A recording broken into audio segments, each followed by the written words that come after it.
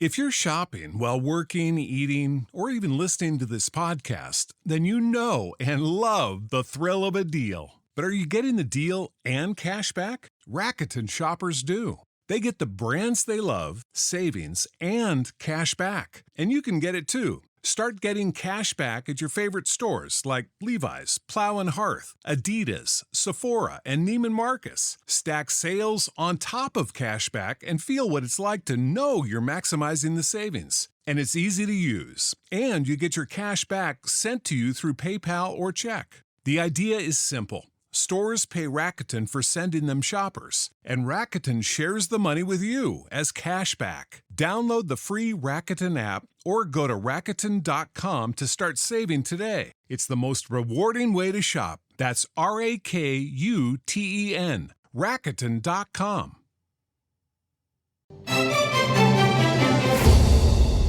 A budget and a defection. The latest on the numbers and the palace intrigue.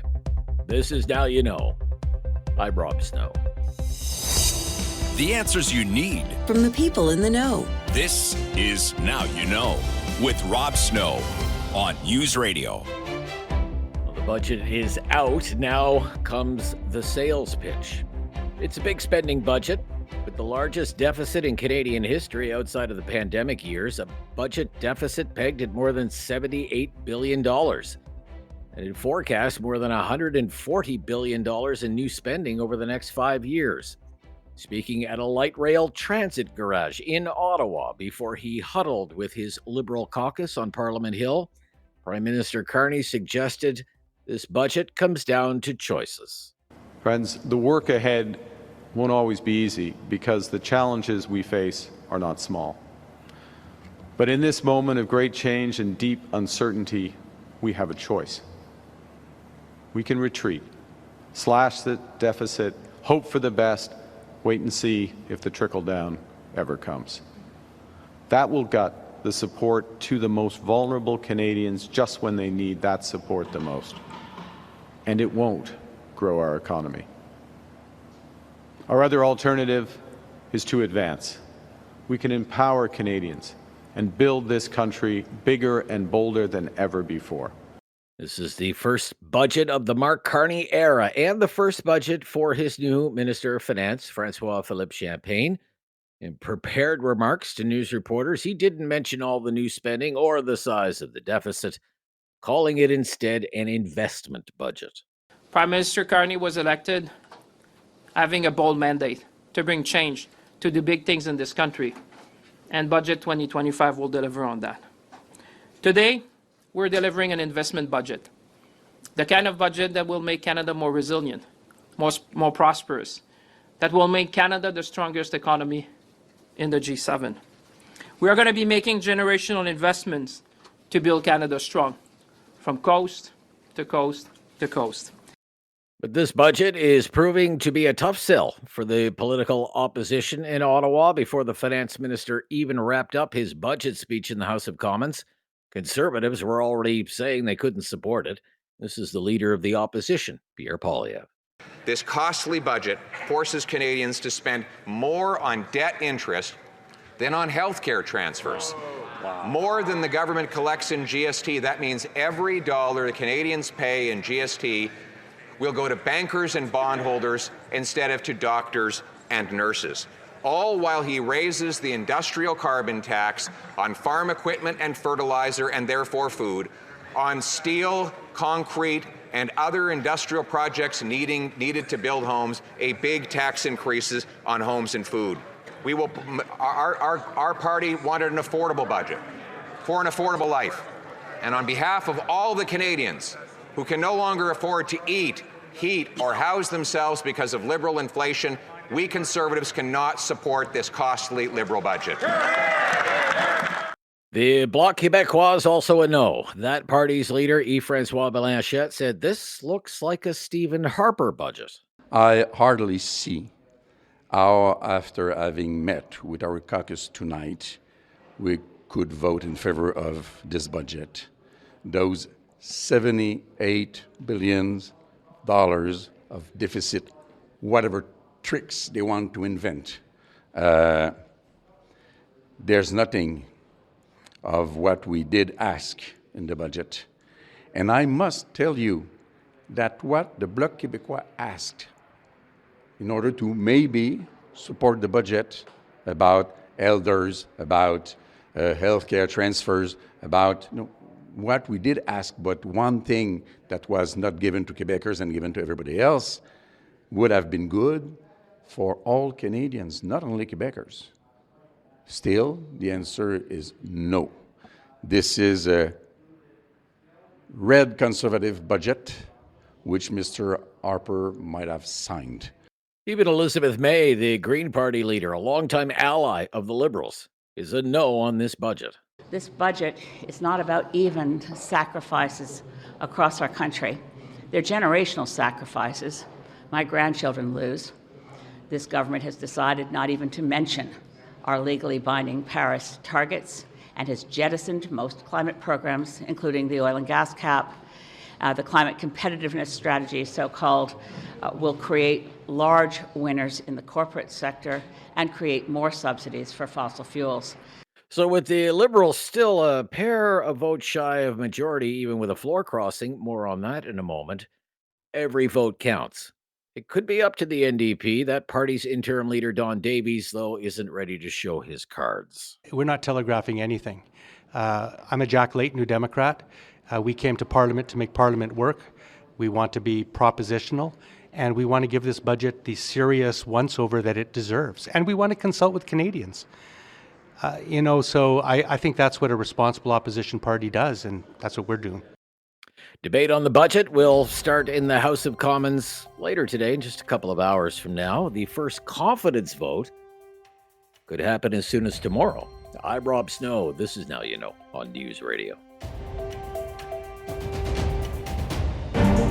Now You Know with Rob Snow continues on News Radio.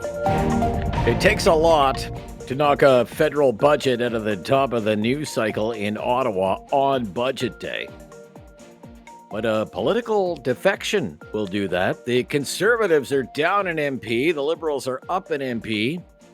After Nova Scotia's Chris D'Entremont announced he's finished with the Conservatives, he's agreed to join the Liberals because he said he couldn't support Pierre Poilievre anymore. I didn't find I was represented there. That my ideals of an Easterner, of a red Tory, quite honestly, of trying to find ways to find solutions and help your community rather than trying to oppose everything that's happening. And I think that's the opportunity that's being offered by Prime Minister Carney and the government caucus is to help find solutions at this critical time for Canada.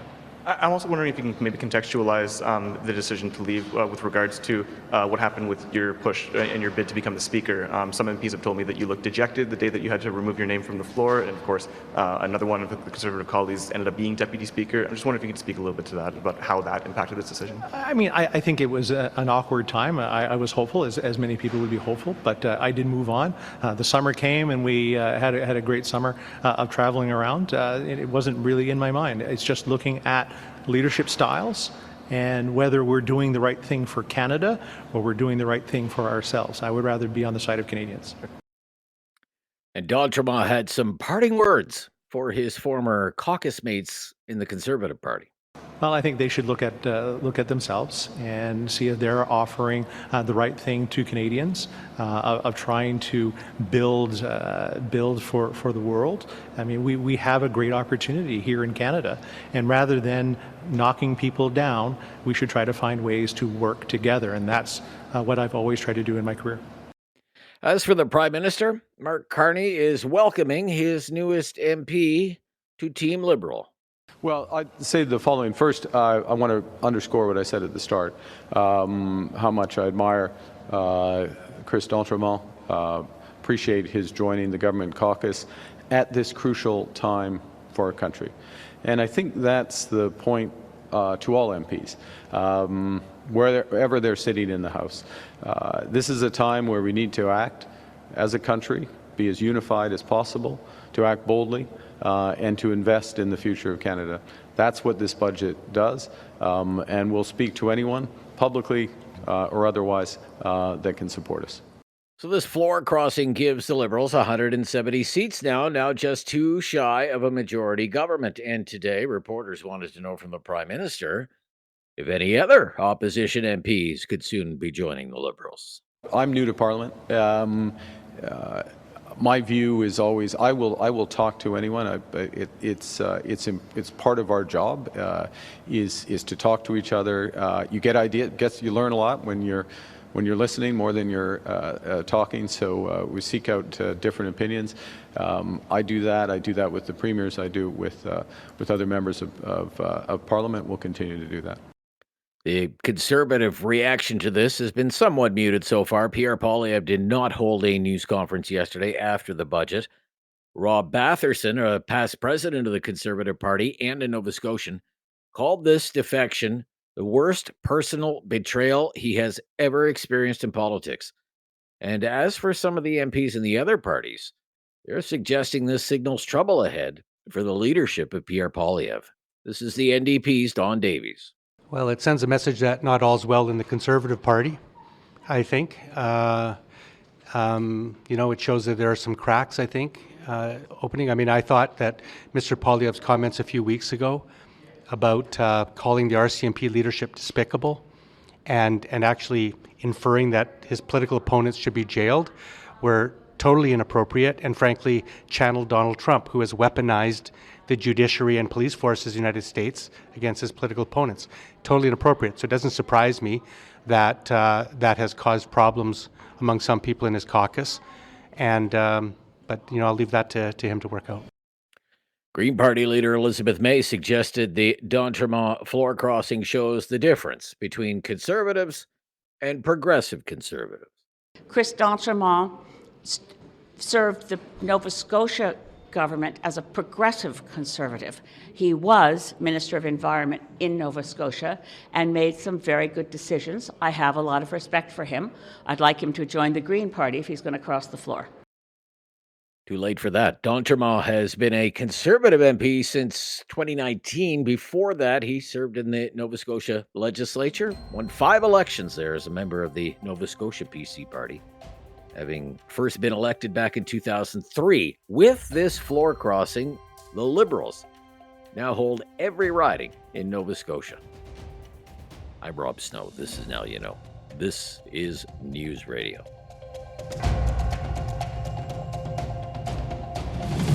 Now You Know with Rob Snow continues on News Radio. It's the financial capital of the world. It's the home of Wall Street.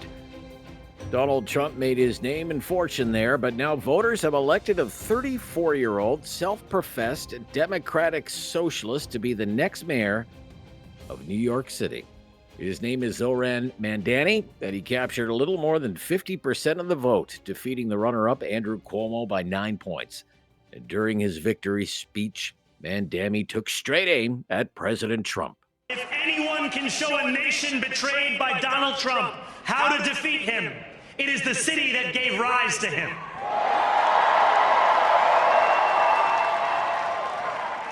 And if there is any way to terrify a despot, it is by dismantling the very conditions that allowed him to accumulate power. This is not only how we stop Trump, it's how we stop the next one.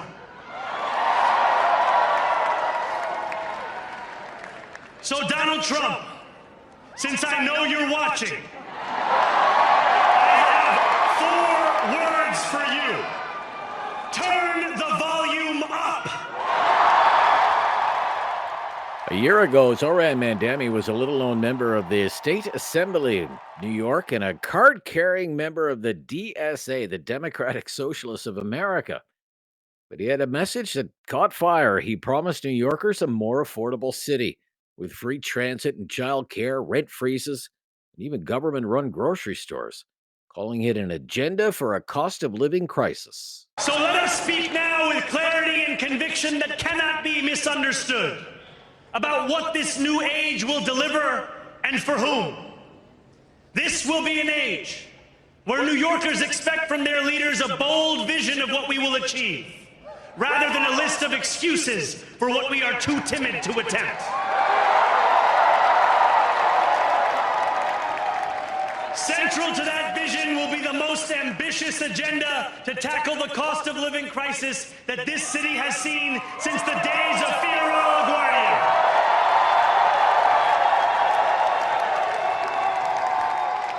An agenda that will freeze the rents for more than 2 million rent-stabilized tenants. Make buses fast and free. And deliver universal childcare across our city. For his main rival, Andrew Cuomo, this is the end of an attempted political comeback. Cuomo was a 3-term governor of New York, but was forced to resign following allegations of sexual harassment. In his concession speech, Cuomo said he ran because he feared New York is headed down a dangerous road. Our strength is our unity. Black, white, brown, Christian, Muslim, Jewish, Buddhist. We are one. We are the family of New York. We believe in interconnection and mutuality and codependence. And you attack one of us, you attack all of us. That is what it means to be a New Yorker. No one and nothing will ever divide us.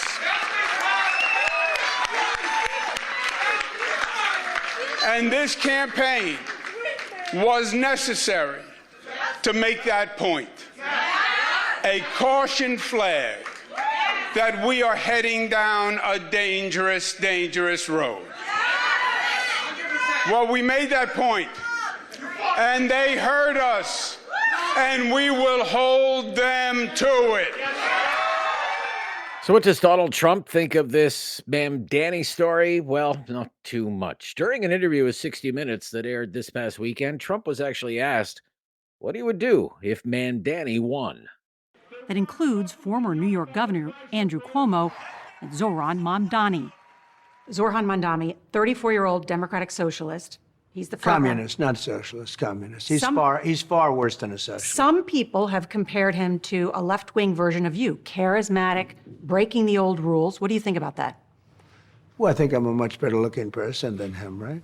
But what if Mamdani becomes mayor? It's going to be hard for me as the president to give a lot of money to New York because if you have a communist running New York, all you're doing is wasting the money you're sending there. So I don't know that he's won, and I'm not a fan of Cuomo one way or the other, but if it's going to be between a bad Democrat and a communist, I'm going to pick the bad Democrat all the time, to be honest with you. Last night on Truth Social, Trump posted, quote, "And so it begins." This is News Radio.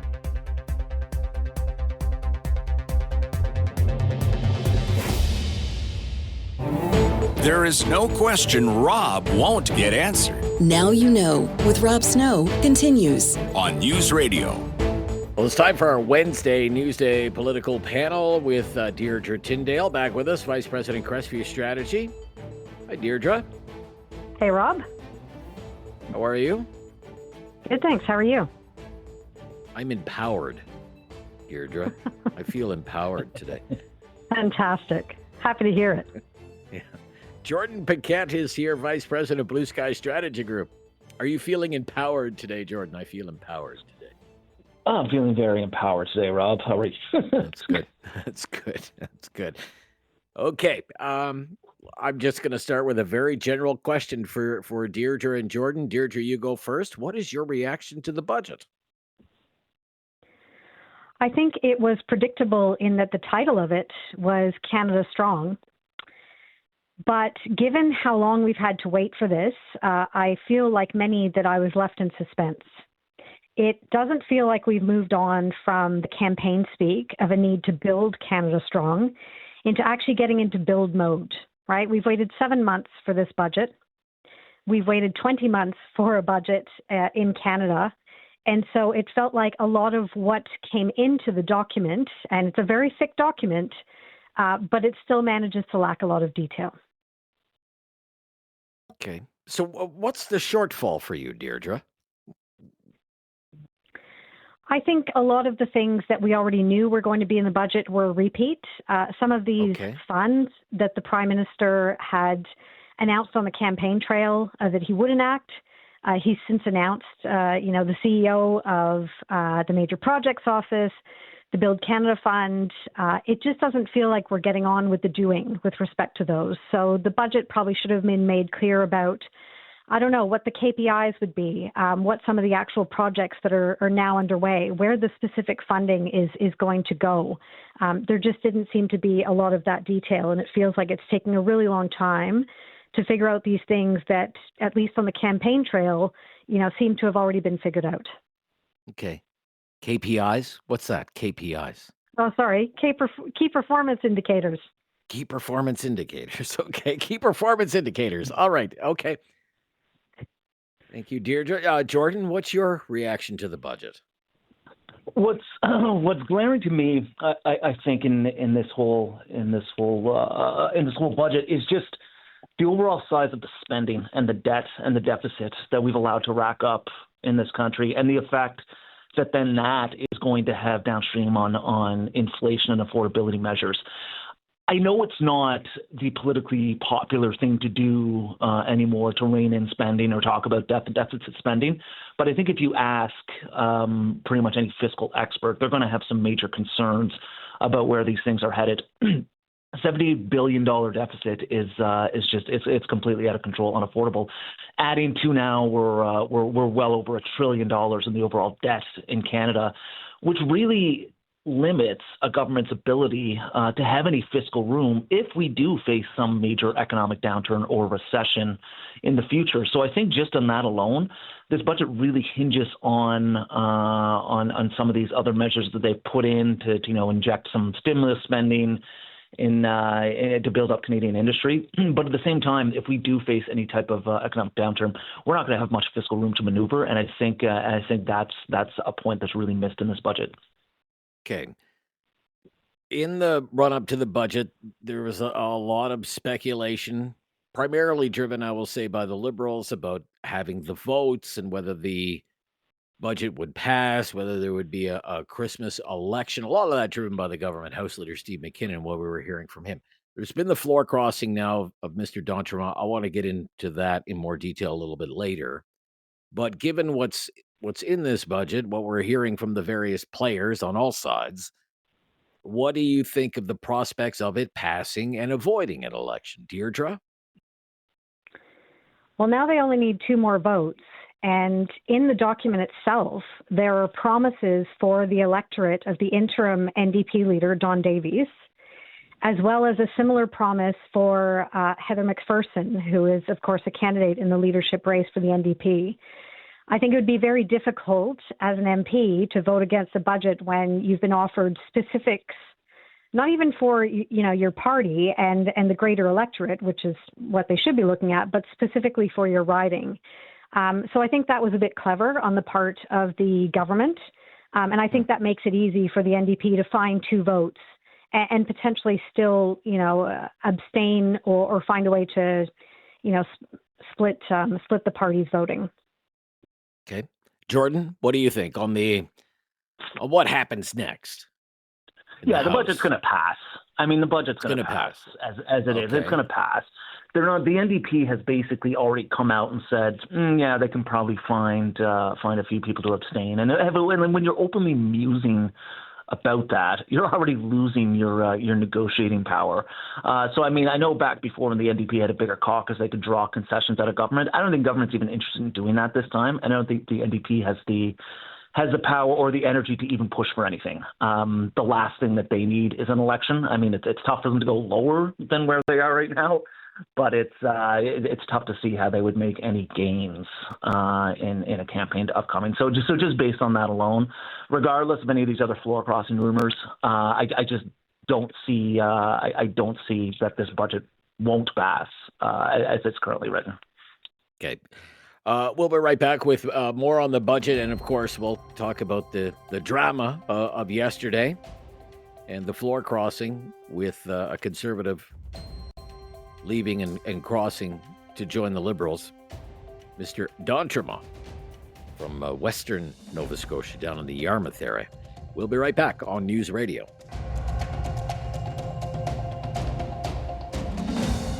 You have questions. Now You Know with Rob Snow has the answers. On News Radio. Wednesday News Day political panel, the day after the federal budget, the day after a major political move with a floor crossing.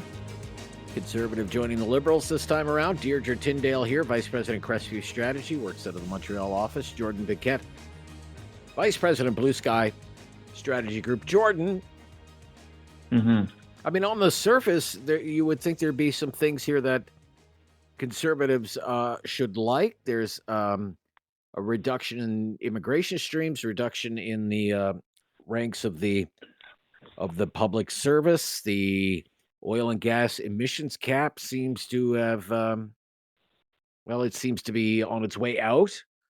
What is in this budget that, say, would remind you of a Harper era budget? Sure, and I think some of the measures around some of these economic stimulus programs, community infrastructure funds, those are some things that the Harper government did back in the lead up to the great global recession, in order to get the economy moving, to not have it slow down, to not have us fall back into a complete depression. And that allowed us to get out of it quite strongly ahead of time. But that was also coupled with a very clear plan to get back to balance. And I don't see that in this particular plan. And so I think you could make some comparisons to perhaps past Conservative budgets just on some of those stimulus measures that are inside of it. But when you actually look at the broader plan outside of it, this looks much more like a continuation of the Trudeau years. On the spending side of it, with just no plan to get back to balance. Okay. Deirdre, what's in here that would be reminiscent of, say, a Harper-era budget?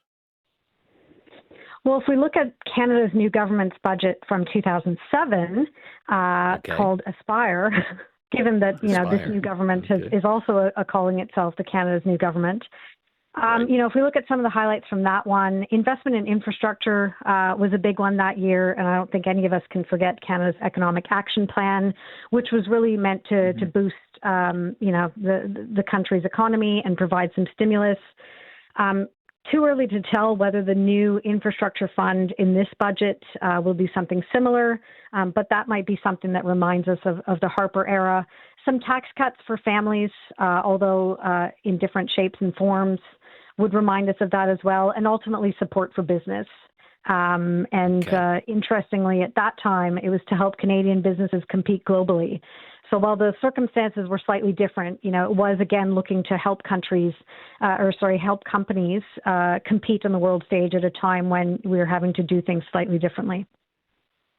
Okay, Deirdre, what reminds you of, say, a Trudeau-era budget? And please say Eurovision. Oh, you stole my line, Rob. That was. I absolutely had $150 million for the CBC with specific reference to Eurovision participation. That had to be, and maybe even it was something that Justin himself requested. I'm not sure, but that definitely harkened back to the Trudeau era for me. There's the creation of a youth climate corps that's going to receive $40 million over 2 years. Yeah, they're doing that. Holy cow. I think it might have been inspired by the Biden administration, which created something with the same name back in 2023 and was also skills training for youth to respond to climate emergencies, which I think, another term for that would be wildfires. So you need to applaud the effort, obviously, to address the wildfire risk, but interesting if that is what inspired it. And then I think the references to specific funding for women and gender equality also would remind me of a Trudeau-era budget inclusion. What is in here, Jordan? Canadians over and over again say, I'm having a tough time making ends meet. But the biggest issue for me is affordability. What's in here? What's in here to make life more affordable for Canadians? Because I don't know if there's very much in there, to be quite honest. Oh, you're right, Rob. I think that's what a lot of people are looking for. Look, there's some big. I'm not gonna lie. There's some big measures in there to help business, to help industry, to keep jobs here, help them to diversify. That's all great, but is that actually going to lower prices at the grocery store overnight? If Canadians are going in to buy eggs tomorrow, bread, milk, whatever, Are they going to see that getting cheaper? And when debt's going out of control, inflation is therefore going to follow out of control. I don't think that's going to do that. Creating new Canada summer jobs isn't all of a sudden going to allow a young person to go buy a home. Just like eliminating, a few dollars here on a bank fee transaction or those types of things. Those measures aren't going to suddenly allow people to go out and afford to buy more groceries, afford to buy a home, or even rent a better apartment. So some of those very specific measures targeted towards, let's say, Main Street just don't appear to be in that. Okay. We'll be right back. We have to stop here. We'll be right back with Deirdra Tindale and Jordan Paquet, our Newsday panelists, the day after Budget Day, but we're going to turn our attention to the floor crossing. Chris D'Entremont crossing the floor to join the Liberals. Nova Scotia, Member of Parliament since 2019. This is News Radio. No question goes unasked or unanswered. Now You Know with Rob Snow returns on News Radio.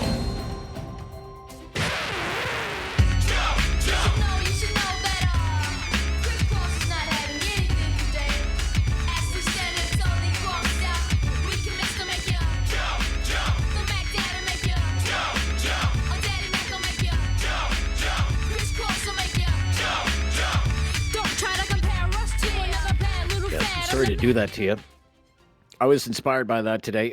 Crisscross, Chris is jumping. Chris D'Entremont is quitting the CBCs, crossing the floor to sit with the Liberals. What do you think of that? First of all, Deirdre, floor crossing. What do you think of Chris D'Entremont's floor crossing decision? Well, they had the bigger Atlantic caucus already, I suppose. So now all of Nova Scotia is Liberal. I mean, Mr. D'Entremont made a decision, and he's only partly explained it, but the people that he ultimately needs to explain the reasons to are his voters, because they sent him to Ottawa only 7 months ago as a Conservative, and now will want to understand why. And what I'm probably curious about is what is being offered in exchange for this floor crossing and potentially others, right? Because let's look back in history. Belinda Stronach was offered a cabinet position by Paul Martin. David Emerson was offered a cabinet position by Stephen Harper. So far, we're not hearing anything like that, but surely there was something used to lure him across, and that's what I'm probably most curious about. Yeah, I might have to wait for a cabinet shuffle to learn the answer to that. What do you think, Jordan? Yeah, I'm not going to sugarcoat it. I mean, this one was disappointing, and I think personally so. Sometimes when you campaign with somebody over the years, you get to know them, and then they kind of turn their back on the party and head across the floor. It can definitely sting quite a bit, and I think Chris, really personally hurt a lot of people yesterday that have worked with him for a long, long time. It's tough to see this as anything more than just self-serving to him. He's obviously still very bitter that Conservatives wouldn't back him for Speaker, that they wouldn't support him as Deputy Speaker, which probably took a cut about $50,000 out of the salary, and so I think he's probably sitting there with a grudge, and so made his decision in this place that kind of just made it easier, that he didn't think he owed anything to anybody, and so was able to go across the floor. But yeah, look, that's I think as Deirdre said, that's something he's going to have to go back and explain to his constituents, the people that have pounded him long time for him over the years. It's because of the leadership style of Poilievre. What do you think of that? I think right after the election, he was out saying he supported Poilievre. He was giving speeches in the House of Commons, very much against the Carney government. So something changed between then and now, and I think he just decided he could have an easier life, a more relaxing life over on the Liberal backbenches, which is clearly what he's always sought. You think he's the last one, Deirdre? Or will there be more? Well, Ottawa is such a town of gossip. Let's wait and see. I mean, I think, Okay. I think if you believe the narrative that Pierre Poilievre's leadership is in trouble, then this sort of thing feels like the evidence that you need to kind of support that line of argumentation. But, these things have happened at other times, and it hasn't been about the leader. I think this is the right amount of drama heading into a leadership review. And so I would say that, that's also being fueled by a number of other sources. I think, Pierre gave an interview on Sunday on the CBC where he said he was very confident of securing the leadership review percentage vote that he needs. I don't know that this will have changed it all that much. Interesting. Okay, we'll see how it all plays out. Thank you so much for the day after review. Deirdra Tindale, great to hear from you today. Yeah, bye-bye. Vice President of Crestview Strategy out of Montreal. Jordan Paquet, Vice President. Thank you, Jordan. Today, Vice President at Bluesky Strategy Group. I'm Rob Snow. Talkback is coming up, and I mean, this is what we want to talk about. We want to talk about the federal budget and the floor crossing. When we return, 1-833-668-2577 to have your say on Talkback on News Radio.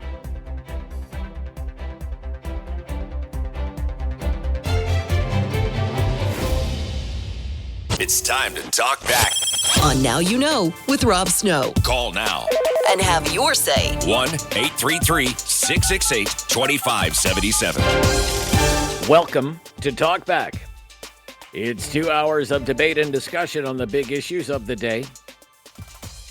There are really two big stories in the mix today that we want your take on. One is the federal budget, and the other is the big floor crossing. That's big news. And we welcome your take on both at 1-833-668-2577. 1-833-668-2577. On the first, the federal budget. As expected, a big spending budget with a huge deficit, and I mean huge deficits as far as the eye can see.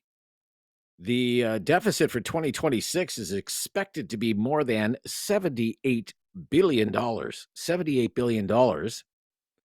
And then more than $65 billion the following year, then more than $63 billion, then $58 billion, and then they'll whittle it down to $56 billion. All told, more than $320 billion of deficit spending over 5 years. 5 years.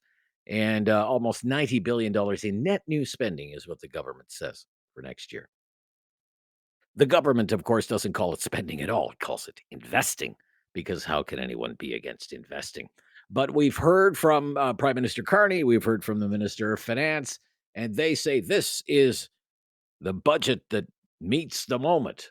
And this is the budget that is needed to help Canada deal with the new reality that the country is facing, the new reality being Donald Trump and all the economic uncertainty that has been created because of Donald Trump and tariffs.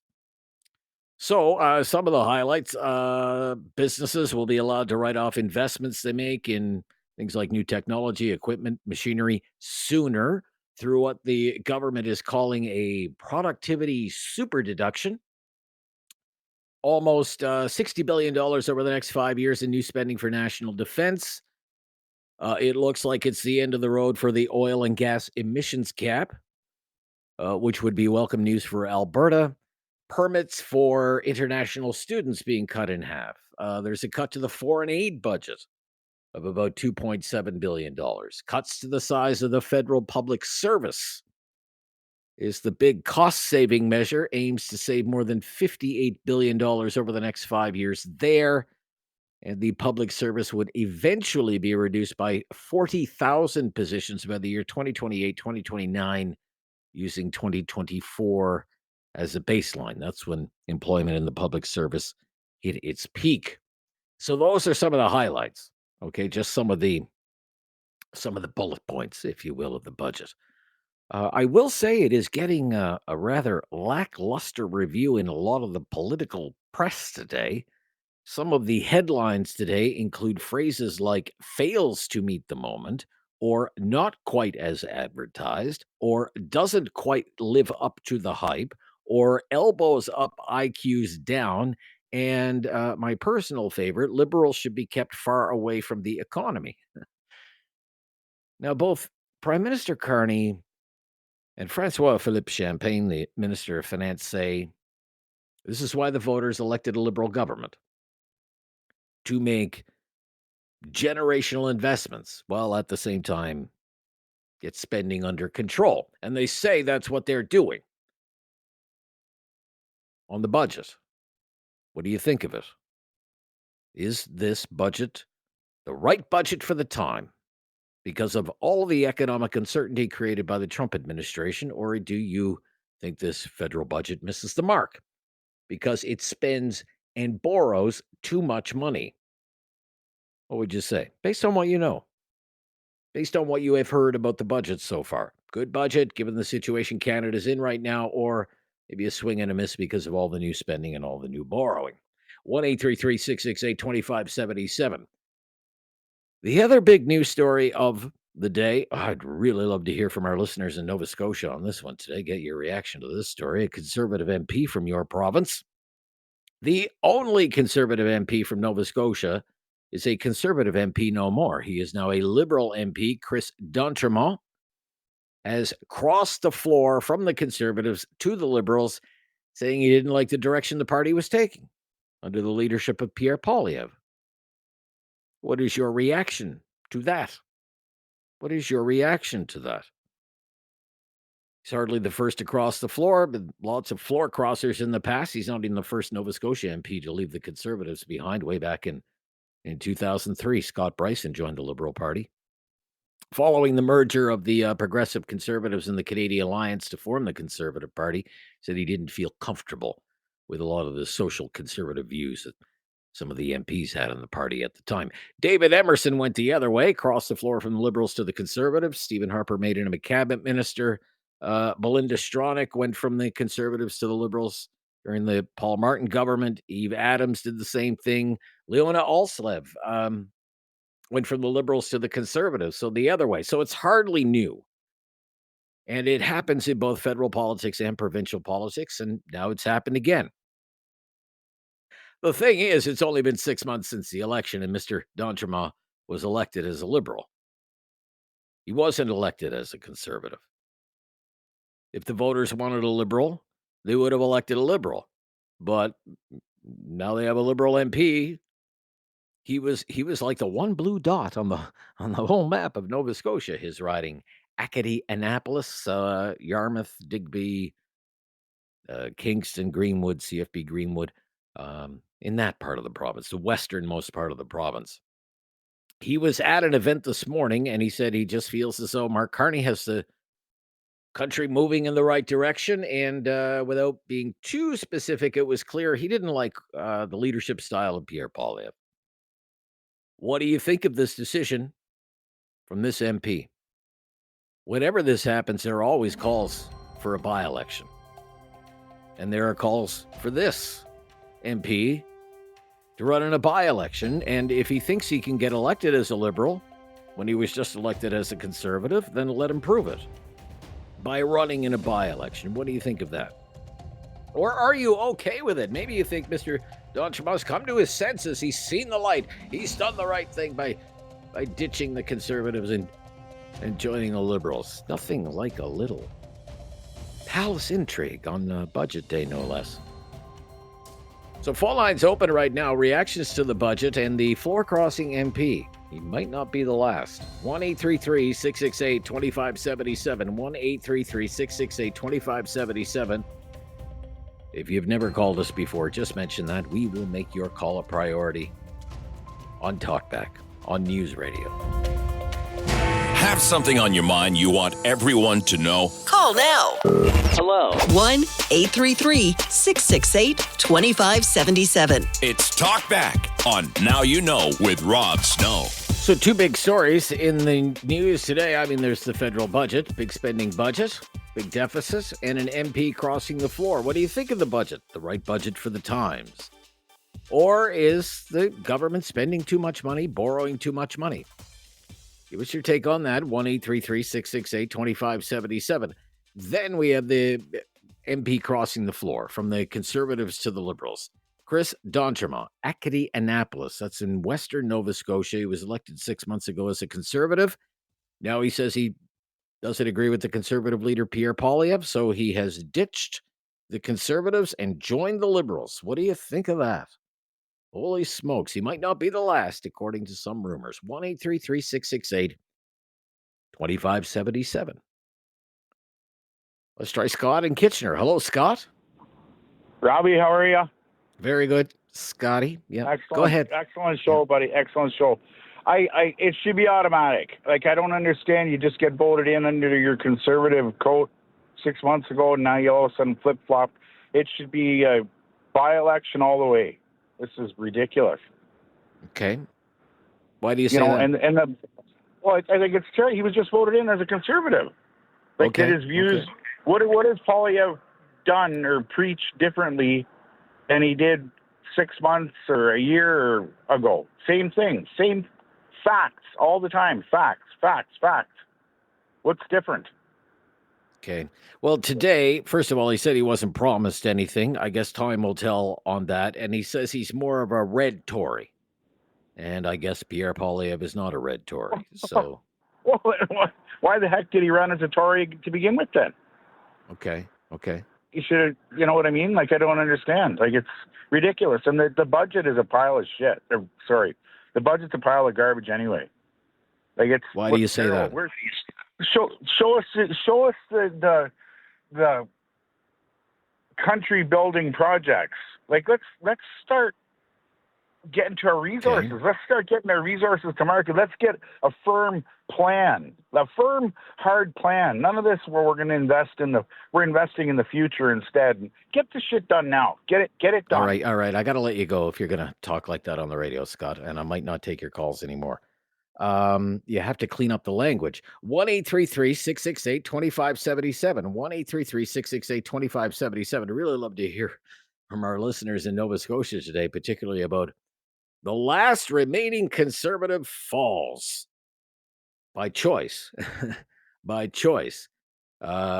From Western Nova Scotia, West Nova, I believe it used to be called. It's Acadianapolis now. Chris D'Entremont crossing the floor from the Conservatives to the Liberals. Carol, though, is in Calgary. Hi, Carol. Hi, good morning. Yeah, Good morning. hi, Carol. Yeah, what's your opinion? I think that gentleman who crossed the floor, who ran as a Conservative with the Conservative Party, should have to be an independent until a by-election. I think it's ridiculous that he misled all of his voters who listened to what he campaigned on, and suddenly he's changing with the wind. So he should have to be an independent.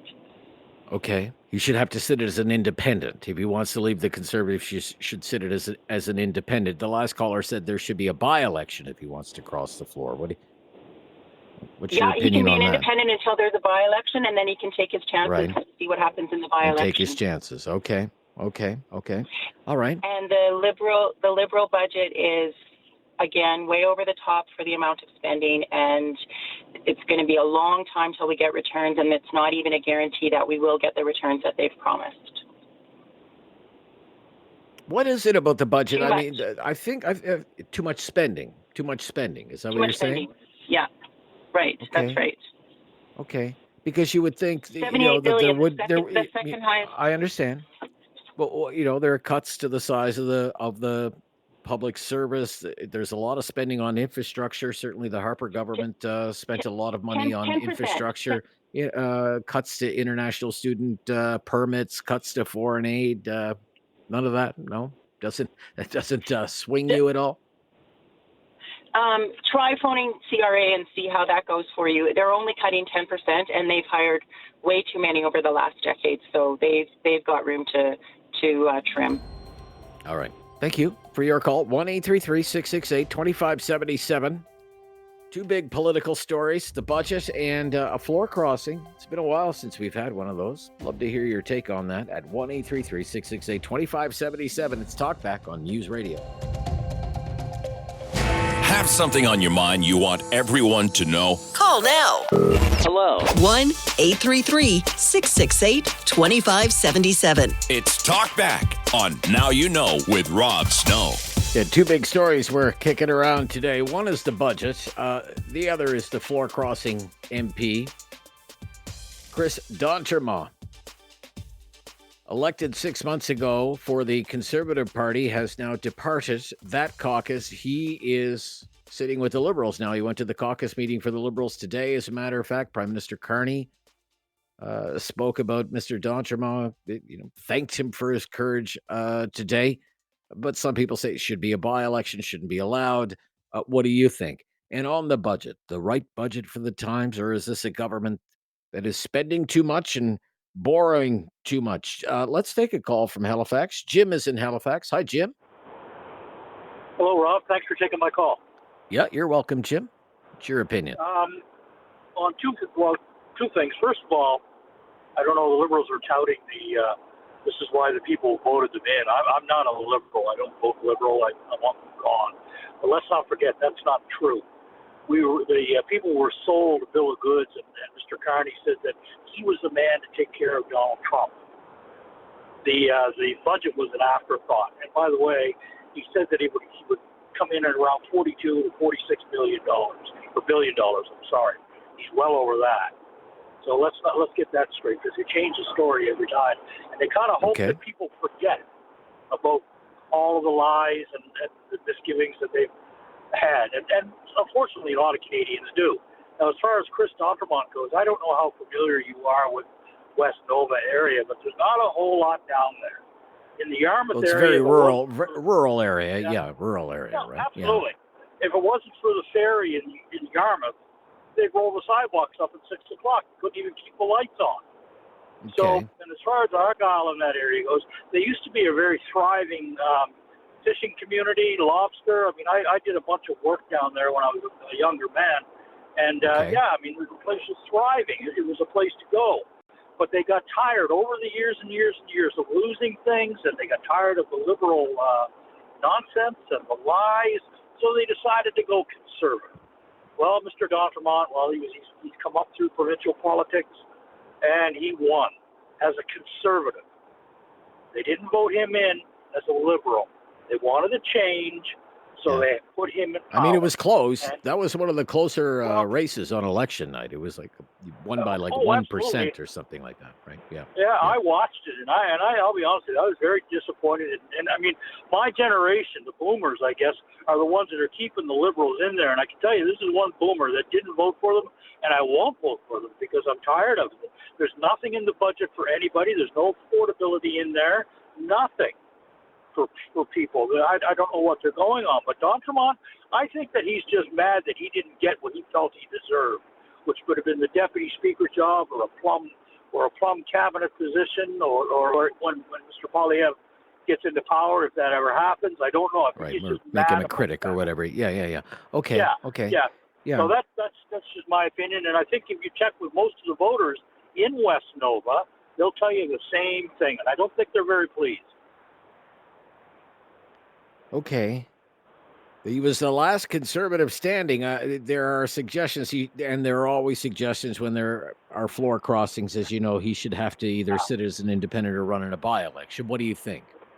Well, I think he should have, honestly, if he's that hung up and wants to sleep with the Liberals, he should have done the right thing as a man and said, okay, man up, resign your position, let them call for a by-election, let him come back and try to get voted in as a Liberal instead of this nonsense.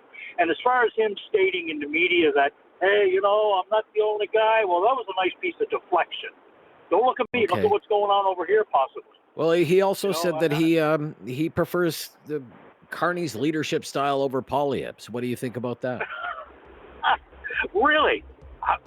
Oh my gosh! Yeah. Okay. Well, let's. Yeah. Okay, so we're gonna economically depress more people. I'm sure the people of West Nova are really going to appreciate that, Chris, because you don't have the oomph, but Carney's not going to help old people in West Nova. Liberals don't care. They know they got Nova Scotia in their pocket. They don't care. All right. Be right back. This is News Radio. Have something on your mind you want everyone to know? Call now. Hello. 1-833-668-2577. It's Talkback on Now You Know with Rob Snow. Gathering your reaction to the two big political stories of the day, the big money budget and the MP who crossed the floor from the Conservatives to the Liberals. Right back to our phone lines, and we have Adam up next, I believe. Hi. Hello, Adam. Yeah. Hi. Can you hear me? Hi, go ahead. Yeah, I hear you just fine, Adam. Go ahead. All right, great. Yeah, I'm just, I don't really know anything about the Nova Scotia MP at all. I'm just looking at this in a vacuum, and like how is the MP switching sides? How is that democratic at all? Like the people in that riding voted for, they voted for him as a conservative, and now it's like he just switches side. How, like, democracy is the will of the people, right? The will of the majority of the people in that riding, or at least a plurality of the people in the riding. And now it's the will of one person, essentially, right? Like he decided, oh, I have a better future. I have a better chance at, continuing in politics if I'm a liberal or whatever. I don't really know anything about Well, this. he has said that he thinks Canada is on a better track with Mr. Carney instead of Mr. Poilievre, and that he doesn't like Mr. Poilievre's leadership. Okay. Quite frankly. So that's fine. He can change his mind, but I think, he can't just switch sides. He has to either resign or he can be independent. He cannot switch sides. And he can run again in a by-election if he resigns. I think if that should be an automatic by-election if you switch parties, in the middle of a parliament. Okay. Okay. Yeah. Okay. I'm a conservative You think it's voter. undemocratic?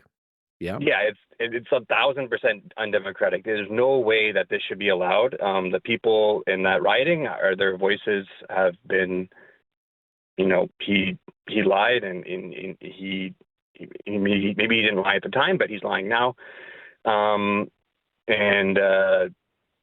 Their voices are not heard. You feel he has betrayed? He has betrayed. I think he got about 24,000 votes to win that riding, and that he's betrayed those 24,000 supporters. That's what you think, right? Yeah, he betrayed everyone in the riding. Everyone, even the liberal voters, he betrayed because they wanted the other guy. So they betrayed everyone. Yeah. All right. Anyway, Thank you. Thank you, Adam. Yep, Adam's kind of worked up about that one. Calls it 1,000% undemocratic. Let's go to Craig. Is in Halifax. Hi, Craig. Hello, how you doing? Very good, Craig. Yep, thank you. What's your opinion? So, few comments. Looking at the budget, it's definitely a higher number than I'm comfortable or I like to see. That said, there's some much needed cuts or some cuts in it that I can agree on, and also doing away with some of the energy caps. So, there are some positive things in it. Been reading some articles. Some economists do say that it has the potential to do well, that budget, but with a very small margin of error, and that margin of error includes a lot of things that are outside of our control, such as the trade war with the States and us also getting trade deal with other nations, right? So, higher number than I would like. Will it work out? I guess all we can hope for the best. As for the member that crossed the floor, again, I can see two arguments to that as well, right? Some people vote for the party regardless of the person. Some people vote for the person regardless of the party. So if he had 24,000 votes, how do you split those votes that voted for the party, I guess, or the person, right? I can see the arguments from people that voted conservative for the sake of conservative, but again, there may be some that, they voted for the person. Maybe. And the other comment I would have to that, and again, whether it's a show or whatever, he's saying he doesn't agree with Poilievre's leadership at this point, and I believe one of the earlier callers was saying, what's changed in the last 12 months for Poilievre? Well, one thing that has changed is he lost his riding. So even though the parties control how they handle that, maybe a party could say if a leader ever loses his riding, maybe they do a leadership review then, not put it down, you know what I mean? Because potentially there's been rumblings in the, saying that the Conservative Party's not doing so well from the inside. Some agree with Poilievre, some don't, right? So maybe if they had had a leadership race, or a leadership review earlier, maybe the Conservative Party would seem more united today.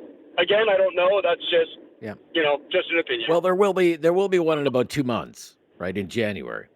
in Calgary. 100%. But I mean, maybe they should have had one back in April, right?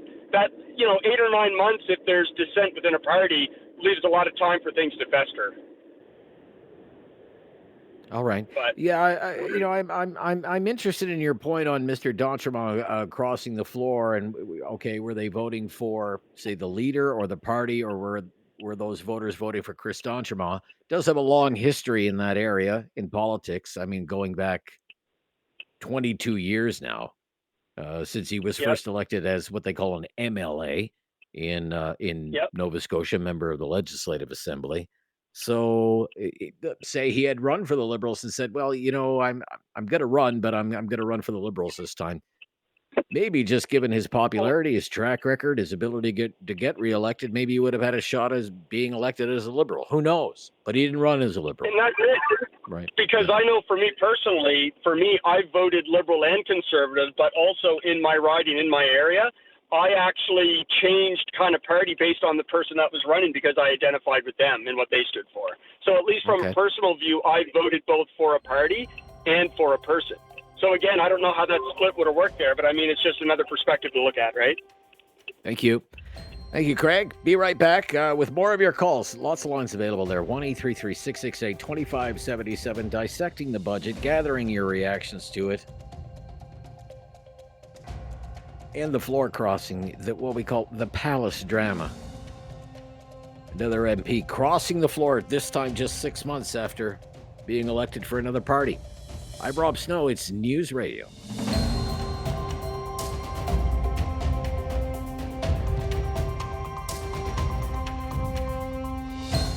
Have something on your mind you want everyone to know? Call now. Hello. 1-833-668-2577. It's Talkback on Now You Know with Rob Snow. Yeah, 1-833-668-2577. The budget up for discussion today. A floor crossing MP up for discussion today. Rob in Kitchener. Hello, Rob. Hi, Rob. Hey, how you doing? Very good, Rob. Hi, I listen to your show a lot. Hello? Yep, I got Hello? you, Rob. Okay, I got you, Rob. Yeah, I listen to your show frequently. It's the first time I'm calling in. I myself personally am the kind of person that votes for the person rather than the party. Okay. And I'm not really bothered by this person. Like if it was a candidate in my area, if I felt that he was crossing the floor to do his best to benefit the region that I live in, and we are kind of powerless when it comes to politicians once they get in, and all we have is our vote when the election does come up. Okay. So you're not bothered by the fact that somebody ran under one party banner, won under that party banner, and now says, "Well, actually, I'm going to go join the other team." You're not troubled by that at all. One caller called it undemocratic, for example. Undemocratic. I wouldn't be troubled by it immediately. I would give it some time and to see how it would benefit the region or area that I live in. And if it doesn't, then I would definitely never vote for that person again. And that's just the way I view it. Right. If they can deliver for, say, your community, then that's all that matters. Whether not all that matters, but it's a big part of what matters. That's the most important part. Yes. Is delivering results for the community, right? Okay. Yeah, that's easier to do if you're on the government side of the benches as opposed to being on the opposite side, of course. That's right. And we are really powerless. Once they're in there, there's really not a lot we can do until another election comes up, which I hope doesn't come up soon. Okay. Thank you. Thank you for calling, being a first-time caller, Rob. Good to hear from you. Ron is in Calgary today. Hi, Ron. Hey, how you doing, Rob? Very good, Ron. Thank you. Go ahead. What's your opinion? I agree with what the last caller said 100%, but you always have to question, the biggest question is, why did he cross the floor? He's blaming Polyev. I surf shows, Rob, and as much as your guests are all informative and your opinions are all informative, so are the callers. I heard something today in regards to this gentleman, and I haven't backed it up with Google, but and I've sort of heard it before. Apparently, the gentleman who crossed the floor 2 weeks ago, his pension now is vested, because if you go through the timeline, his pension it became active. In well, he was elected in 2019, and now it's 2025. It takes 6 years, so 6 years and 2 kind of weeks. adds up, That's I suppose. what I heard. Yeah. Okay. Well, what I heard is now that his pension has vested, and now that he's got his pension, does he really care about what the last caller just said, providing for his constituents that voted him in? If I was a constituent, I voted him in as a conservative. He switched to liberal, so be it. If he could show something in that position. But now, did he move to the Liberals so he can do things more better for the people, his constituents, or did he move to the Liberals because he just hopped on the wagon now? And, maybe he'll get a chance to get one of his speaker positions or such, but the fact that his pension 2 weeks ago, it now, and just, listening to everybody.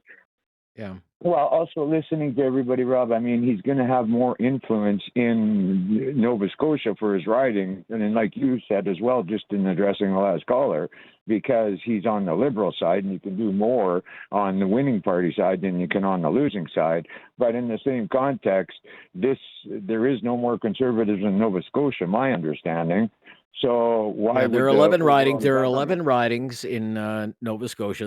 Nova Scotia has 11 ridings. They're all red now. Every single one of them. And so what and looking at with those numbers, the Liberals basically know they've got these guys in their pocket.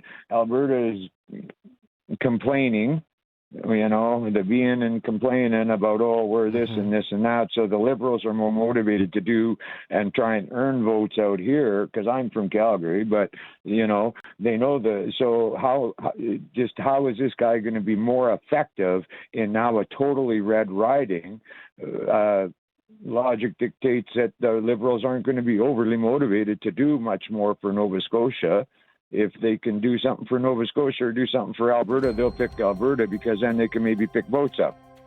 Oh, maybe. I don't know. I don't know. Interesting. And it goes back to the fact that the gentleman just got his pension. You're good now. Yeah, I'm not sure if the pension plays anything to do with it. I think the bigger question is, 6 months ago he said he was a conservative. He was campaigning as a conservative. He was part of, Team Poilievre. Wanted to bring change to Nova Scotia and to Canada, and was railing against the Liberal record. And 6 months later, he's turning his back. He's turning his back on his leader, his party, and the 24,000 people who voted for him in his riding and bought into that message. And really, is that democratic? That's, to me, the bigger question. And it's a debate we have all the time whenever there's a floor crossing. We'll continue having it today because it's far from settled. This is Talkback News Radio, 1-833-668-2577. Have something on your mind you want everyone to know? Call now. Hello. 1-833-668-2577. It's Talkback on Now You Know with Rob Snow. The budget and the floor crossing MP up for discussion today on Talkback. Let's go to Lunenburg, Nova Scotia. In Lunenburg, Sam. Hi, Sam. Hello. Yeah, hi, Sam. Hey. What's your opinion? So my opinion is on the floor crossing. Yeah, I agree. I really don't see the pension playing a role in that, because his pension was secure regardless of if he could cross the floor. But I think it's definitely an unprincipled thing to do, for sure. I don't really respect, anytime you see a floor crossing, in my opinion, I don't know. It's just, I don't respect it. It's, anytime you see it, it's for political gain and unlikely to be for, the politician taking a principled stand. I mean, this guy campaigned and worked under Poilievre for years. I mean, he knows Poilievre. He's worked under Poilievre for years. He knew Poilievre was going to be the leader, during the last election. The fact that Poilievre is still the leader doesn't really cut it for me to rationalize him crossing the floor. 9 times out of 10, I don't respect a floor crossing politician. Yeah. I think it just shows that, it just shows a lack of principles. I think you should, maybe this is a little extreme, but I think if you believe in something, and parties do change, don't get me wrong, maybe, you're a member of a party and, it goes under new leadership or it swings way to the left or the right and you don't like it. That's one reason for leaving a party, but nothing's changed with Conservatives. Other than they don't say axe the tax as much as much as they used to. Right. Well, Mr. Poilievre's been the leader of this party now for basically 3 years, right? Yeah. His style, his tone is should come as no secret to Mr. D'Entremont at this moment. He's been with him the whole way, right? Yeah. I would agree. Yeah. Okay. Yeah, that's my opinion. I mean, I had a floor crossing down in my neck of the woods with Becky Drouin leaving the PC party, and in her case, I can understand why, but it kind of leaves you with an uneasy feeling because her constituents, they voted for a PC, Becky Drouin, and I don't know. That's I think the right thing to do. It's just not, I would say the right thing to do would be to have a by-election, but really I think the right thing to do is just stand by your principles. Okay. Stand by. Thank you. Thank you, Sam. Yep. Probably a very popular opinion on that particular topic of the floor crossing MP. Look, that's it for hour number 1. I hope if you're on the line, you'll hang on the line. Very busy day in the news, as you can imagine. We've got the budget in the news. We've got the floor crossing in the news. We've got the big election in New York City. They elected a Democratic socialist to be the mayor of New York City, 34 years old. That's one of the most interesting political stories of the year, really, that Mandani story. So we'll bring you up to date on all of that, and then we'll get right back. There are 2 big stories in Canada today, the budget and the floor crossing. With your help and with your calls in hour number 2 of Talkback on News Radio. It's time to talk back on Now You Know with Rob Snow. Call now and have your say. 1-833-668-2577. So we've been talking about 2 topics today, 2 big stories in Canadian news. The federal budget, the big spending budget with the very large deficit of $78 billion, tens of billions of dollars in deficit spending as far as the eye can see, but many other measures in there as well that we can talk about. And the MP crossing the floor from the Conservatives to the Liberals, Acadie Annapolis is the riding. That's the western part of Nova Scotia. His name is Chris D'Entremont. He was elected 6 months ago as a Conservative, but now he says he doesn't agree with the Conservative leader, Pierre Poilievre, who's been leader of the party for 3 years. So he's leaving and going to the Liberals. And there are all kinds of rumors in Ottawa that more could follow. Maybe another one in the next 48 hours or so. And that we could be, let me throw this out here in hour number 2 of Talkback today. That what we could be witnessing here is the beginning of the end of the leadership of Pierre Poilievre of the Conservative Party of Canada. What would you think if we are in the final few weeks or months of Pierre Poilievre's time as leader of the Conservative Party of Canada? What would you think of that? Is there somebody out there that you would prefer to be leader of the Conservative Party of Canada? Is there somebody that could do a better job than Pierre Poilievre has done? 1-833-668-2577. Oh, it never ends, does it? John in Halifax. Hello, John. Hi, John. Hello. Yeah, hi, John. Yeah, good to hear from you, John. Well, there's 2 things I'd like to say. First of all, D'Entremont's walking across and leaving the Conservatives. I think he has betrayed his constituents in his riding. Number one is all those people in his riding voted for the Conservative Party, and that's why they voted for him. And for him to walk across the floor to the Liberals, it would have been better if he had walked across and went with the NDP, but not the Liberals, because he was always against what the Liberals were doing for the last 10 years. And yet he walks over to them. That's a disgrace. And if I was the government, I think what should be done, really, under those circumstances, there should be a by-election in that riding now to see whether the people in that constituents want a Liberal candidate to represent them or a Conservative. I think that would be the justification to do something like that.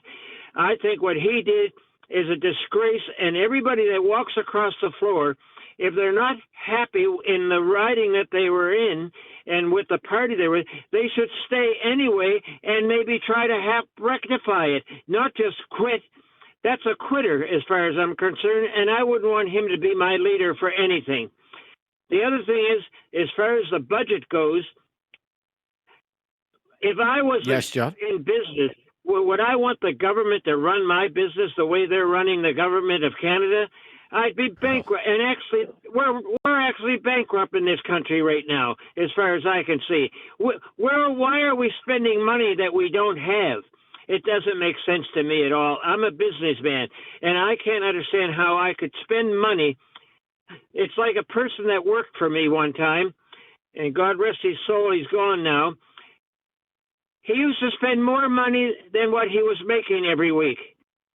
Is that the way you live your life? And as far as what the government has done for the Canadian, I'm not saying that I'm a Conservative or NDP, but I'm just saying the way they're running the finances in this country, I think is disgraceful. And thank you very much. Well, you've had your say, John. You've got us off to a rip-roaring start here for hour number 2. Back out to Calgary, Danveer. Hi, Danveer. Hey, Rob. Hey. Hello. Yeah. Yeah. What's your opinion, Danveer? About the budget? The budget, the floor crosser, either of them. So I was thinking of budget. So sure. I think the main objective should be to get the prices under control, but there has not been any any progress on that, right? So for the businesses, when they're saying that you can write off things, you write off against the profit, right? So if you are not even making profit, what's the point of getting that tax break? So that would not be helpful for everybody. I don't think so. Like only maybe okay. Small percentage. Yeah, I'm not being in big business. I'm not sure how that works, but it's an accelerated tax write-off is how it's been explained. Yeah, it's you write off anyways, like over the years, so you just write it sooner, write it off sooner. So what the benefit would be the tax that you don't pay, but tax you only pay if you're making profit, like if you're running a business. And most of the small businesses, like at least in the manufacturing sector, they are on they're not very profitable in this current condition. And the other is like they want you to spend on new technology. Okay, that's a good thing, but that is more like a catalyst. So if there is already business prospering and then you give that benefit, then it makes sense. But right now, like new technology, Canada doesn't have much of new technology. We'll still buy from U.S. So I don't know how it helps Canadians, right? Okay, so you're disappointed in the budget, generally speaking? Is that what you're saying, Danveer? Disappointed? Yeah, there could have been much more that could have been done. Like we're just spending, like it's on the buildings, and then there is the new housing. So if there is so much purchasing in the building industry, the prices will still go up, and that's what's causing the biggest problem anyways. Okay, thank you for your call. And just like that, Hour number 2 of Talkback is underway. And lots of time to take your call.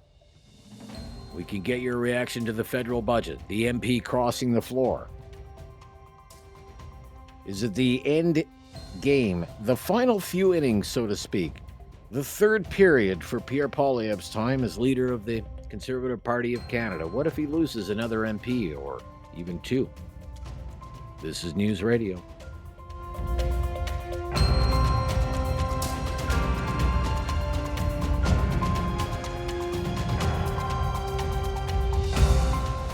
Have something on your mind you want everyone to know? Call now. Hello. 1-833-668-2577. It's Talkback on Now You Know with Rob Snow. Gathering your reaction to the budget released yesterday, almost 24 hours ago now, and the MP crossing the floor from the Conservatives to the Liberals, and all kinds of rumors that more could follow. Disappointed with Pierre Poilievre's leadership style, and that if there are more defections, could be the beginning of the end for the leader of the Conservative Party. Your thoughts on that? Lots to talk about today. In Airdrie, Christy is up next on Talkback. Hi, Christy. Hi, how are you? Very good, Christy. What's your opinion? So, members of Parliament are elected to represent their constituents, and the floor crossing is just not appropriate and should immediately result in a by-election. Whether you agree or disagree with leadership, you handle that with your party. It should not affect who voted you in, and that is your constituents. And so if that is the case and he disagrees with that, he can walk away and be an independent, but it still would produce a by-election. And if there's more that defect, that's fine. I mean, if they need a new leader at the Conservative Party, which seems to be the whole theme of the last, 10 years of this Conservative Party, then that's what they deal with as a party. But these constituents, like if that was my riding, I would be very upset if they defected to a different party, because that's not what I voted for. So I don't understand why Elections Canada would not have a rule in place that if you want to floor cross, it immediately produces a by-election. Well, I mean, it's not as though this is the first time it's ever happened, and it's gone all kinds of ways. We've seen people cross the floor the other way, from the Liberals to the Conservatives, for example, right? You say it shouldn't matter. There should be a rule against it. There should be a rule that, this is what people like. We have representative government, and that's what it is. And if you're not going to represent your people, and that truly is what's happening. I mean, nobody chose this but himself. He's making a selfish decision. He didn't consult any of his constituents. Well, he says he had discussions with constituents. He talked it over with his family. Right. He talked it over with his constituents. Yeah. 24,000 of them. I don't know who voted for him, but probably. Right. Yes, Okay. exactly. Probably not. Yeah. So, and with the budget, I think it's just really disappointing that we have not become more fiscally responsible in Canada. I'm glad that we are cutting some of the overabundance of our, public workers or whatever. It has become ridiculous, the amount of workers that they had hired under the Trudeau era. And I just think someone said previously, you call CRA, you're not getting any better service with all those extra people that have been hired. I think there needs to be a complete overhaul of our public service, and starting with some of the cuts and making it a little bit leaner. Very good. Thank you, Christy. Good to hear from you in Airdrie today. Staying in that part of the country. Karen up next. Hello, Karen. Hey, Rob, how you doing? Very good today, Karen. Yeah. Yourself? I'm doing very well, thank you. That's good. That's good. What do you think? What's your opinion today? So I saw on Instagram, I can't remember the Conservative because I follow all of them, but apparently there was a big hullabaloo in the Conservative Party with Chris, and he was extremely upset about them not sponsoring him for Speaker. So he lost it. And he said, well, if I don't cross the floor, if there's an election held, I won't win. So that's why he crossed the floor, is to keep his job. Because if the government fell, he knew he wouldn't win. Because the Conservatives probably would have, kicked him out of caucus. So his only choice was to go to the Liberal Party. Okay. Because otherwise he's out of government altogether. Unless he can run again as a Liberal. Because once you're out of caucus, you're out. Right. Okay. Yeah. Well, I mean, Rick Perkins is a former Conservative MP. He lost his seat in the last. He lost his seat in the last election, primarily because the NDP didn't run a candidate. They didn't even run a candidate in that riding, so there was no vote splitting to speak of. That's the neighboring riding to this riding, down in Western Nova Scotia, and he posted this about 4 hours ago. If an election is held now, I will lose my seat. I might as well not run. Chris D'Entremont to me this past weekend. Make no mistake, there is nothing in his floor crossing about principles. It was about keeping his job. That's the one I was talking about. Yeah. So. Yeah, and another. It's one out more there. point. Okay. I was going to say I tried to send an email to Mr. Chris because I won't try to butcher his last name, and the email will not send. Okay. So they have blocked it, so you can't even comment to him. Oh, I How see. democratic is that? Okay. I know tell him nothing what I about thought. that. All right, Karen. Thank you. Another, unimpressed person. I'd love to hear from some listeners in Halifax today, though, on that one as well. 1-833-668-2577. 1-833-668-2577. We did have a big budget there yesterday as well. Cuts to the public service, 40,000 or so over the next few years. Lots of spending on infrastructure, national defense, cutting the number of international student permits in half, which amounts to a cut in immigration, a cut to foreign aid, $2.7 billion worth. What do you think of this budget as well? 1-833-668-2577. This is News Radio.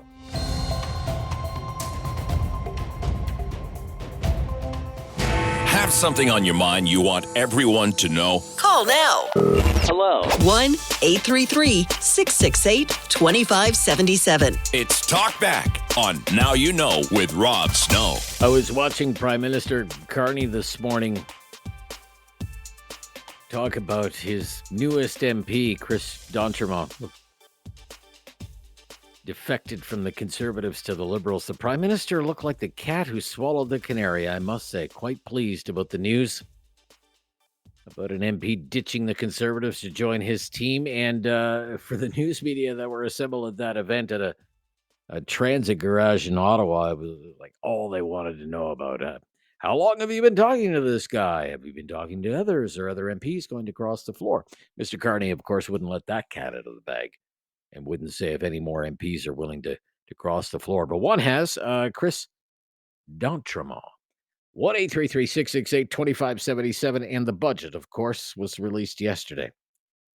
Scott, Southwestern Ontario. Probably a happy Liberal today. Scott, hi there. Rob, thanks as always for taking my call and having the time to speak to a Liberal. I appreciate it immensely. I love listening to your show. Everybody. Yeah. Yeah. What do you want? First, the budget. Here's some facts for your conservative listeners.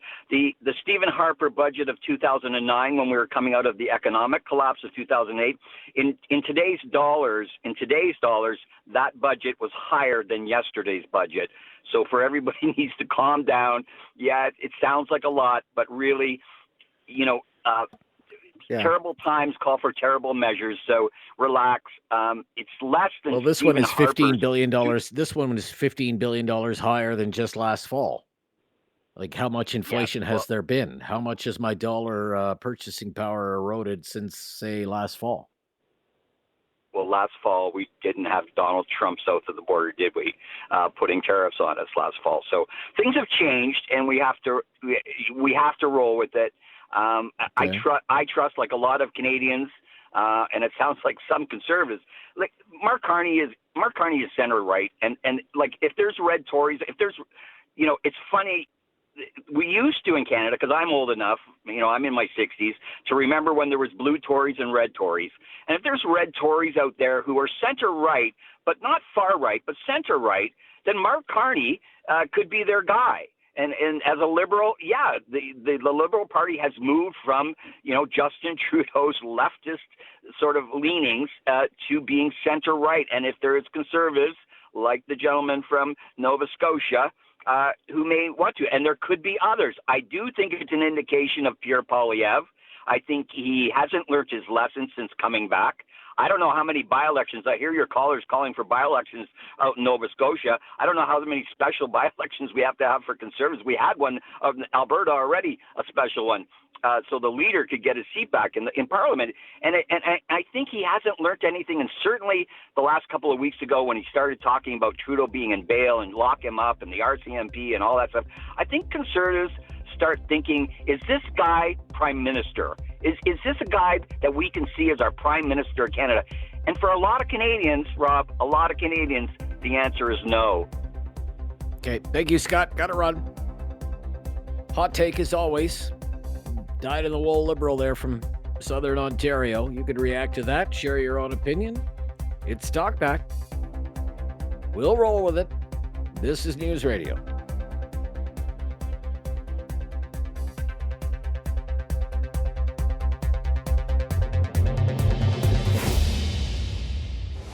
Have something on your mind you want everyone to know? Call now. Hello. 1-833-668-2577. It's Talkback on Now You Know with Rob Snow.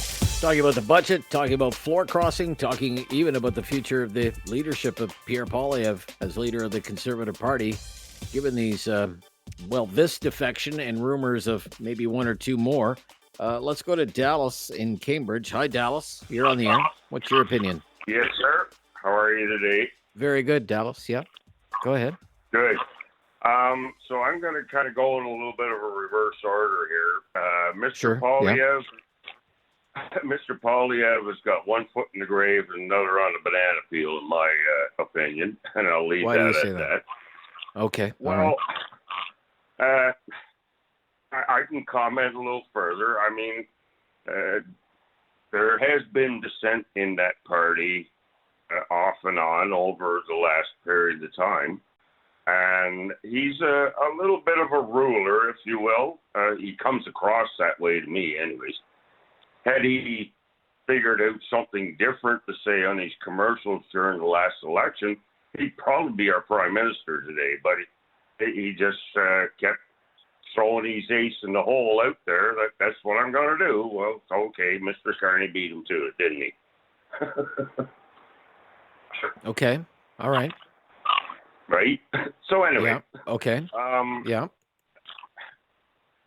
As far as the budget, well, I'm still trying to digest it. I haven't got a lot to say about it. I might talk to you about it in a year or so when they do or do not do what they're going to say they're going to do. There's some good, some bad, whatever. It is what it is. That the main topic, clearly, of the day is this defection. And dare I raise, because I have not heard anybody talk about it, but dare I raise the ugly head of electoral reform. There needs to be rules put into place to protect the constituents that voted for that man for that particular party, whether they liked him, whether they knew him, whatever reason it is. There needs to be rules put in place that, okay, well, you can't just pick up your books like a hissy fit school kid and walk to another desk. It doesn't work that way, in my opinion. Shouldn't work that way. Okay. All right. Thank you, Dallas. Thank you. Yep. Long history in politics, Mr. D'Entremont. A conservative MP since 2019. More than 20 years as an MLA as well, a progressive conservative MLA in Nova Scotia. He was elected there in 2003. Today, though, said he prefers Mr. Carney over Mr. Poilievre. He was asked if he was promised anything like a cabinet position. He said he wasn't. Stay tuned on that, I would say. If this budget passes, looking more likely now, and there's no election, and, the House breaks, the budget passes, the House breaks for Christmas, and then all the MPs are back in the new year, Mr. Carney, I would say without a doubt, is going to shuffle his cabinet. And then we'll see whether Mr. D'Entremont is rewarded for his defection. Then, until then, it's kind of a wait and see thing. The immediate reaction is, we've heard it from some of our callers, including Dallas and others, is it democratic? What about the voters in this riding in Western Nova Scotia who had the option of electing a Liberal, but they sent a Conservative to Ottawa instead? What about the 23,000 voters who voted for Chris D'Entremont in that riding because he was running for the Conservatives? What is he supposed to tell those people now that he switched teams and gone to the Liberals? If the voters in that riding want a Liberal MP, there was a good candidate on offer there. Ronnie LeBlanc was also an MP or an MLA in the Nova Scotia legislature, and it was a close race and a hard-fought race. But that's where things stand with that. Max is in Calgary. Hello, Max. Hi, Max. Hello, sir. How are you today? Very good. Thank you. Yeah. Excellent. So, first of all, on the floor crossing, I think this gentleman, in particular, he betrayed his constituents 100%. Okay. His name should be Judas, as far as I'm concerned. Okay. Can you just speak up a little bit, please? Can you speak up a little bit? We're having a hard time hearing you there. Yes, 1 second here. I'll turn you up a little bit. Much better. Thank you. That's much better, yeah. So as I was saying, with respect to his move, can he be trusted moving into politics to execute in an integral way? Right, there's a question I have. His name should be changed to Judas, really. He betrayed the people he is representing. So for one, and there has to be some sort of fail-safe system that says to the people that voted for him, took the time to go out and literally put their name on ballots, for him to be reviewed. And his pension should be put into question, or some sort of penalty should be imposed on him so that he has to pay out of pocket, out of his own, his own bidding. Okay. So that's my take on that. And the budget itself, I'm not opposed to Carney's massive amount of spending, particularly here in Alberta. We're seeing the carbon cap is being lifted, which is a sign of relief, which is awesome. Yeah, but the emissions cap. Yeah.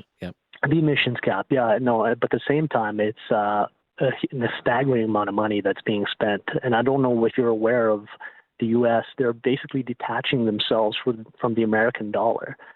So for us here in Canada, having a weak dollar already, I think we're going to be positioned in an interesting place with all this massive debt and not having anywhere to put it, particularly crypto, which is what everybody's leaning into. All this debt can be re-evaluated once that currency is being switched over. So what I'm saying to you, all this debt that we're proposing to spend really means nothing. What's our dollar tied to? Rob, currently, today, what is our dollar tied to? Faith in the government, I suppose, right now, wouldn't you say? Well, what does that mean? Is that silver? Is that gold? What do we actually... No. I know what you're asking. Mm-hmm. And that's my answer.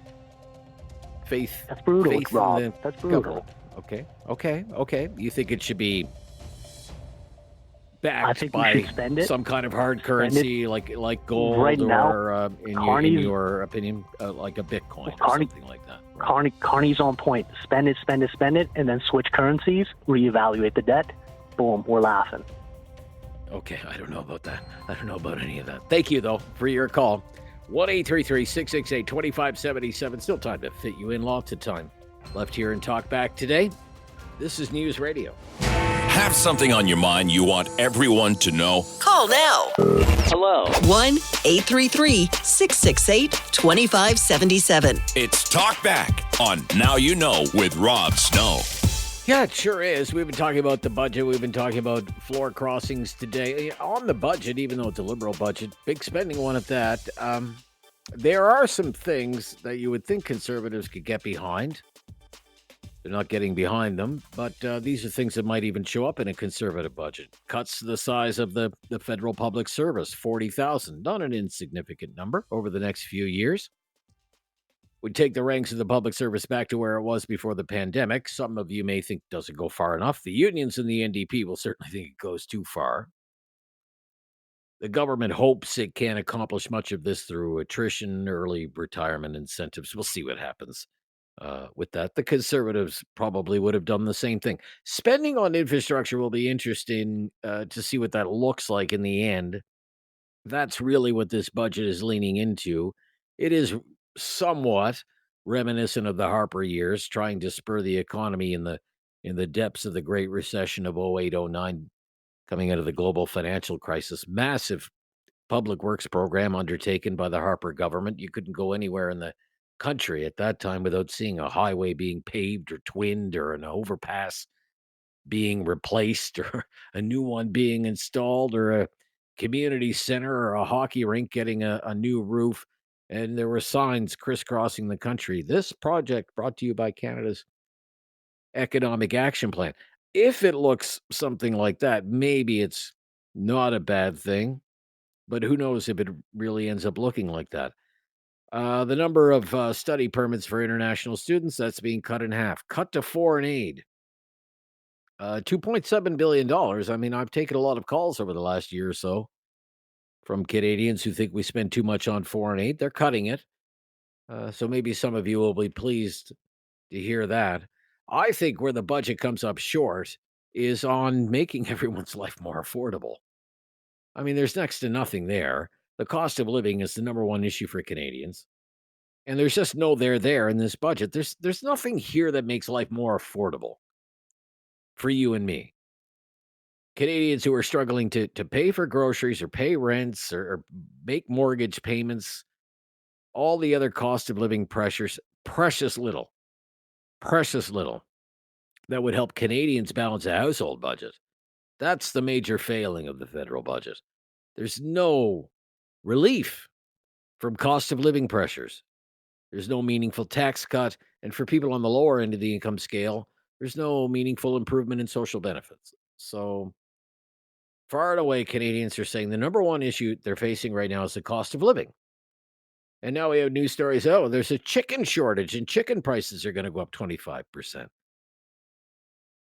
Nothing in this budget will help anyone with their day-to-day living expenses, despite having a budget of $78 billion, which is,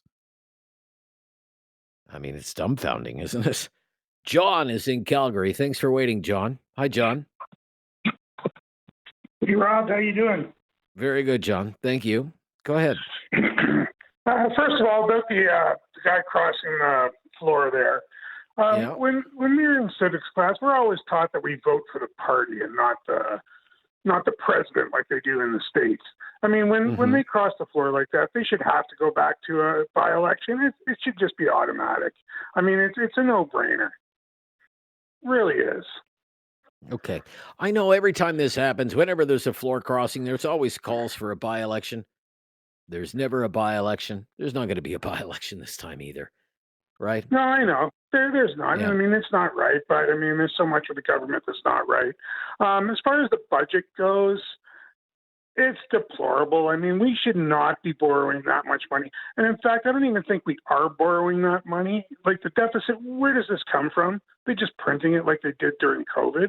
And that's what kind of got us here in the first place, was just all the money printing with nothing behind it. It devalues our dollar, every time they do it. There's nothing.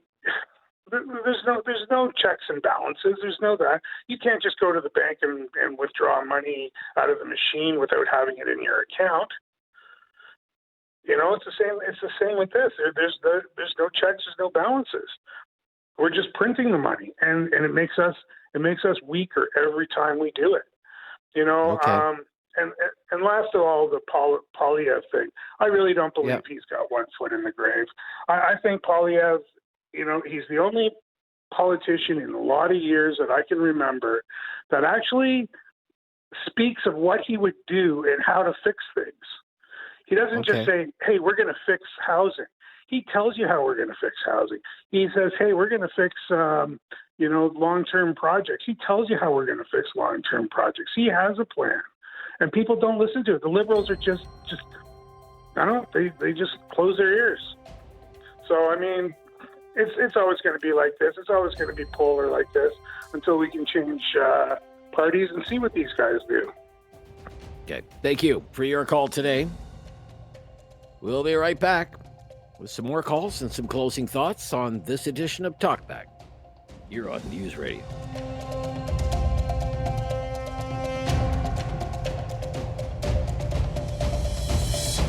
Have something on your mind you want everyone to know? Call now. Hello. 1-833-668-2577. It's Talkback on Now You Know with Rob Snow. Budget talk. Thoughts on Palace intrigue? The Palace intrigue being the floor crossing. And could there be more? After Chris Outremont